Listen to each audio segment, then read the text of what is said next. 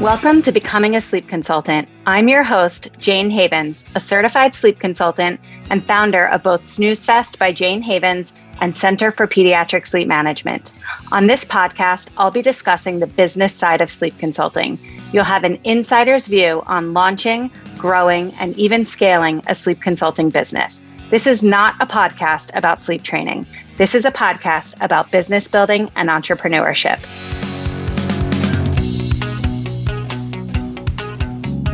Emily and Randi are former teachers who have made sleep consulting their full-time business. They've done it as a team, learned a lot along the way, and now they're here to share their story with you. Ladies, welcome back to the Becoming a Sleep Consultant podcast. I'm so excited to be chatting with both of you again. Before we get started, Emily, do you want to introduce the both of you? For new listeners, Randi and Emily have both been on the podcast before together, and we'll give you an update of what's been going on. But before we do that, tell us who you are, what you're all about, share a little bit of your story. Sure. So Randi and I both have toddlers. She has twin 2.5-year-old boys, and I have an almost 2.5-year-old girl. And when our kids were born, we were both working in the school system. I taught 4th and 5th grade for 11 years, and Randi, same 11 years, but she covered like 1st, 2nd, and 3rd. So we kind of had the gamut of elementary school covered. And when our kids were born, we were looking for something where we could use our teaching skills, our desire to help people and work with families closely, but also have the flexibility to be present and raise our kids. So I stumbled upon Center for Pediatric Sleep Management when I was trying to find my next venture in life. And I signed up pretty quickly thereafter.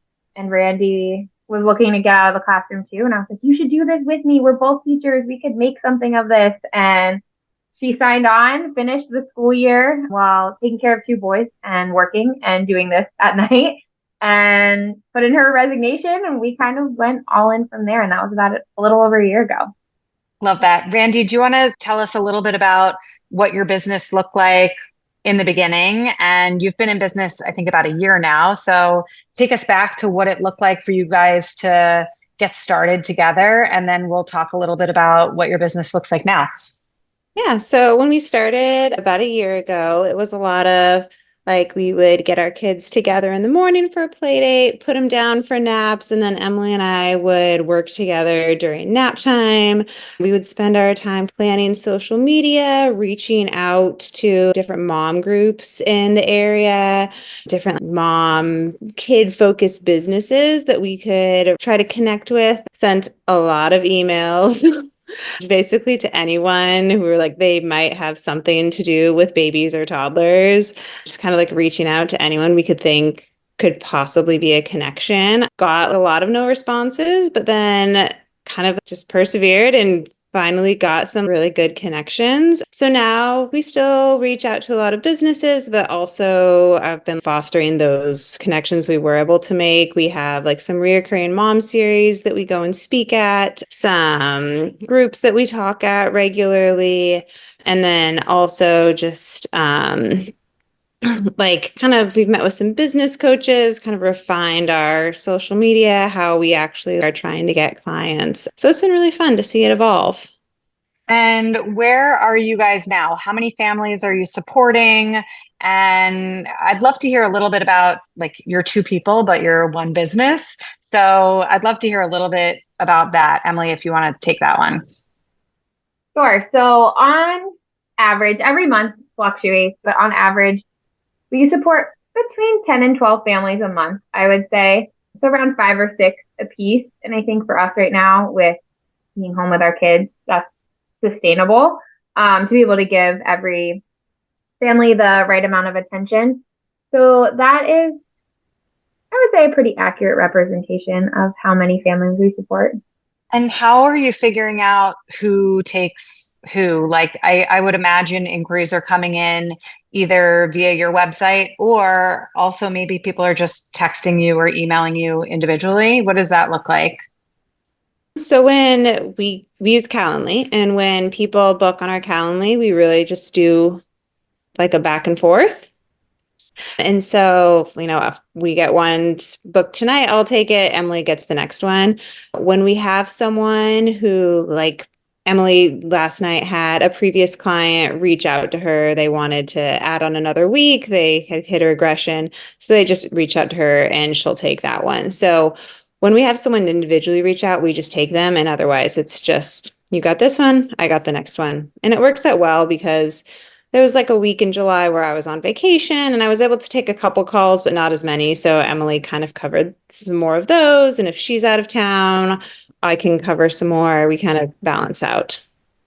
Does one of you prefer working with infants more and one of you prefer working with toddlers more? Or do you really feel like you're both comfortable with both age groups? I think we're both comfortable with both age groups, but I would say because of our teaching background, we like toddlers better.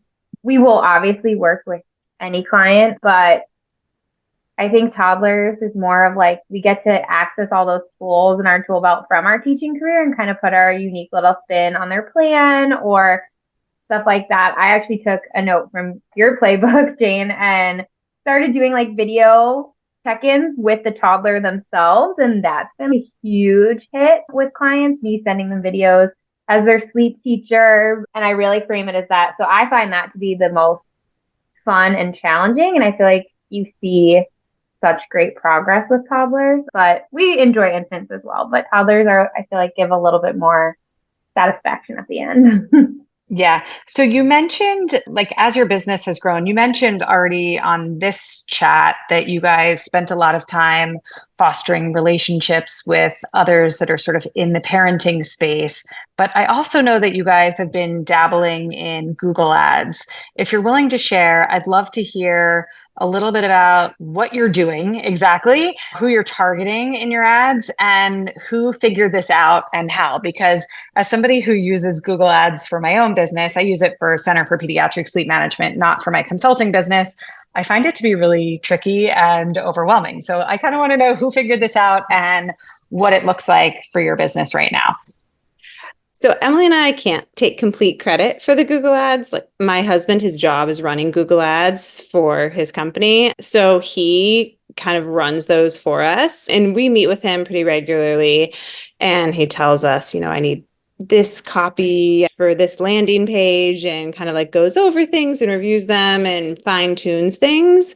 And we've read some articles and we look at them and things like that. But actually running them we've tried a little. It's definitely tricky. Yeah, I just find the analytics to be really confusing. There's so much information in there that, if you can figure out how to set it up properly, that's one thing. But then to interpret everything that's going on in there is, at least from my perspective, it's really, really challenging and complicated. We thank God for Randy's husband. We could not do it without him. But I feel like Randy and I are really hard on ourselves too. Like when the Google Ads may not be running the way we want them to, or we see like a really big uptick in discovery call bookings and where you get on like really great momentum, something changes in the algorithm and then it dips back down and we can't really find that consistent pattern in it. But I think, like I said, we're hard on ourselves. We met with Randy's husband on Monday night and he like walked us through it all. And when he ran the numbers, he was like, you guys had a 400% income this month based on what you spent versus what you took home. He's like, why are you upset about that? And we're like, oh, yeah, I don't know. It just looks bad on our spreadsheet. So yeah, they definitely work, but they're very complicated. Randi, if you want to take this one, what would you say is something that you've learned along the way that you could share? I think when I think about this podcast, I think some people who listen to this podcast are already sleep consultants, whether they be seasoned or green. And then I think some people are listening to this podcast trying to figure out if they even want to become sleep consultants. Do you have a nugget of wisdom or anything that you'd like to share, something you've learned along the way in the past year of growing your business? I think one of the biggest takeaways I've had so far is just it's kind of humbling yourself and asking for help. One of the things I realized is I loved when I was actually working with a client and talking to the families, writing the plans, all of that was no problem. But discovery calls, I hated. They were so hard for me. I dreaded them. And I just felt like uncomfortable. And around the same time, I feel like Emily really hit her stride with discovery calls. She was killing it. And so we spent time and she walked me through and kind of like gave me her script. And we did practice ones, which was so uncomfortable for me, but I would I would be the sleep consultant and she would be the client and we would practice it. And doing that, I'm much more comfortable with it now. And just the other day I was saying, I think I'm starting to figure it out. Like they're going much better. I'm feeling less awkward. I'm feeling a little more confident. So I think just kind of being able to recognize this is what I'm good at. This is what I'm not. How am I going to fix that? How am I going to get better? Yeah, I love that answer. And I think that something that new sleep consultants struggle with is that in the beginning, it's not like you have 20 discovery calls a week, right? Like maybe you have 2 or 3 calls. And if you're not good at calls yet, then you have those 3 calls and you don't land any clients. And that doesn't mean that your business isn't going to be successful. It just means that you haven't figured out how to articulate your value yet. You haven't figured out how to get onto a call and make somebody feel comfortable with you yet, right? And then all of that is not, in my eyes, it's not a waste because it's practice and you're learning. And if you can be reflective and really try to figure out, like, where am I going wrong here? What am I saying that's awkward or not on point? Then you can work to improve it. And I love that you have a business partner that could help you. Emily, what about you? Is there something that you feel like you really got the hang of along the way that maybe you didn't when you started? I would first like to piggyback Randy. I had 6 months more experience than you did. I kind of dipped my toes in before. So I had a lot of practice before we even started working together to master it. It took me probably about a year to like really pinpoint my sales pitch, but also like connecting with the person on the other side of the camera. I think my biggest takeaway is I put a lot of pressure on myself, and my dad's a consultant too, and we were talking about it a lot, not a sleep consultant, but consulting in another way. And he was like, Emily, this is consulting. It ebbs and flows. Sometimes you have really great months and sometimes it's a little bit quieter, and that's just something you are going to have to like release control over. The only thing you can do is continue to work as hard as you always do. And for me, that was hard in the beginning to be like, okay, I did 6 clients last month. I have to do 7 next month. And if that didn't happen, I would be really hard on myself. And like you said, it doesn't mean your business is not going to be successful. It just means that was the month and you have to take what you did that month and learn and grow and try to make it better next month. And so that's something I'm working on, is not being so hard on myself in terms of like perfection all the time. Yeah, I can really relate to that. I feel like every single, when it's the new month, like July 1st, August 1st, September 1st, and you see, your Stripe account or wherever you're keeping track of your money is like back at 0 for the month. That is a psychological hurdle that you need to overcome each and every month.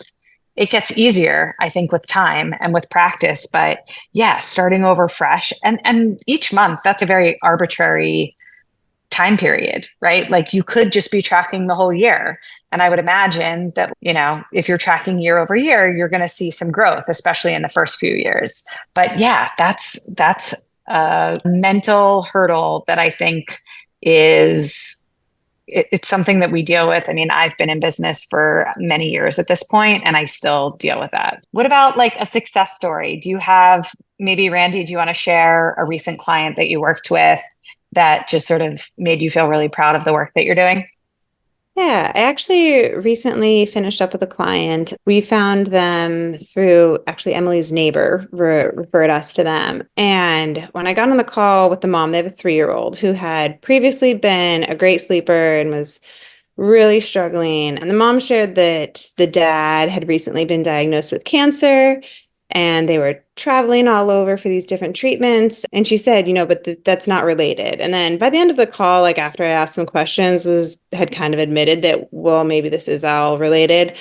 And so I agreed to work with them, even though they would be traveling, because there really wasn't like a chunk of time where they wouldn't be, and they felt like they just needed to get it under control.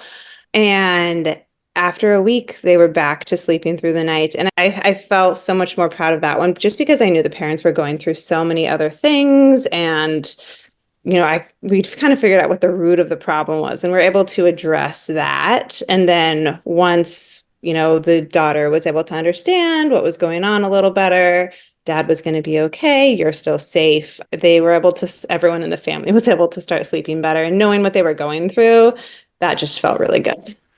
That's really special. And it's incredible that you were able to do that when they were outside of their comfort zone, because I think we as sleep consultants, we get in our heads that really this should be worked on when they're at home and they're in their safe space and their routine is in place. But this family didn't have that. They weren't going to have that for a while. And you either work on this now or who knows when you're going to be able to resolve it. So I love that you jumped in, and I bet you probably had to get a little creative. I bet, this probably didn't look like your standard sleep plan that you would share with any other child of the same age. Exactly.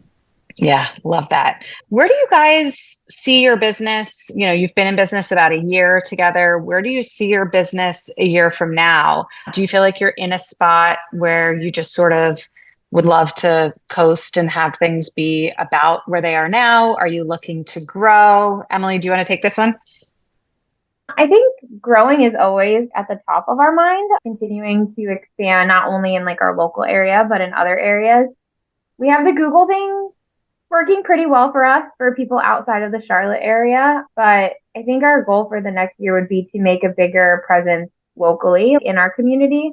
Like Randi said earlier, we've partnered with a lot of mom groups that are kind of popping up. And it's so nice to see all of these different organizations really honing in on taking care of moms in the first couple years of parenthood. Like, it's hard. And here's your village. We're going to provide you with a village of help. And so we've connected with a couple different ones. And we have these really awesome, I don't know if it's just a Charlotte thing or it's a national thing. We have a lot of awesome organizations that are like coming up with spaces where moms can go and take prenatal prep classes and how to take care of your baby, and even just like a little daycare where mom can hang out at the coffee shop in the place and mom can get like a 20-minute break. And so we've connected with a lot of those, and we're starting like every 6 weeks with a new series of moms. We're going to do some in-person trainings and classes, hoping to not only help them, but to widen our network locally and kind of become Charlotte's sleep consulting go-to. I think I love that. Be a long-term goal. I think that kind of work, the foundation that you're laying there it's like it will serve your business in the long term, but I also think it's just really self-serving for your own soul. Whenever I do that kind of work, even if there's no signs of immediate financial gain, I always walk out of those events feeling like that was fabulous. I served moms. I know that they had a better day because of the information or the support that I provided them with. And it reminds you why you got into this line of work, right? It really does, for me at least, I always leave those events feeling sort of rejuvenated and refreshed and replenished and excited to get out there and help the next family.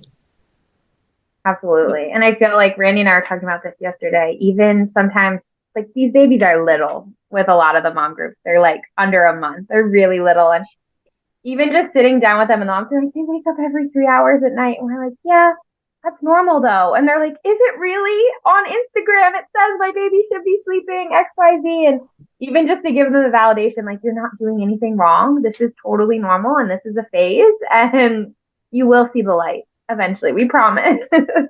Yeah, especially coming from moms who are sort of out of that deep, dark hole. Like, you guys are in a little bit more of a sweet spot with your own children right now where, you're not underwater. Like, you can manage your children and your business, and they see you as somebody who's just a few years ahead and thriving. And that probably feels really reassuring for them. And it probably also feels good for you. I mean, I like being in that situation. I love meeting with exhausted moms and showing them this isn't forever. You're going to be okay. Before we wrap up, Randi, you want to share your website, social media? Are you guys still active on social media, or has that sort of taken a back burner? We are still active on social media. We have a TikTok and Instagram. We're still working on like getting business from there, but we still regularly post. But we are Teaching Sweet Sleep. Our website is teachingsweetsleep.com, and that's our Instagram and TikTok also. Perfect. Ladies, it was really great to do this update with you. I think when we first chatted, I'm going to have to look back. I don't know off the top of my head how long it was ago, but you were definitely in a much different place in your business. I would say that your business was a baby back then, and now you're in full-fledged toddlerhood at least, if not beyond, right? And I love seeing that you guys have found your stride and your confidence, and that you're still working really nicely together, because I think having a business partner can sometimes be tricky. So congrats to both of you, and we'll have to do another update soon. So thank you so much. Thanks for having us. Thank you. Thank you so much for listening to this episode of the Becoming a Sleep Consultant podcast. If you enjoyed today's episode, it would mean so much to me if you would rate, review, and subscribe. When you rate, review, and subscribe, this helps the podcast reach a greater audience. I am so grateful for your support. If you would like to learn more about how you can become a certified sleep consultant, head over to my Facebook group, Becoming a Sleep Consultant, or to my website, thecpsm.com. Thanks so much, and I hope you will tune in for the next episode.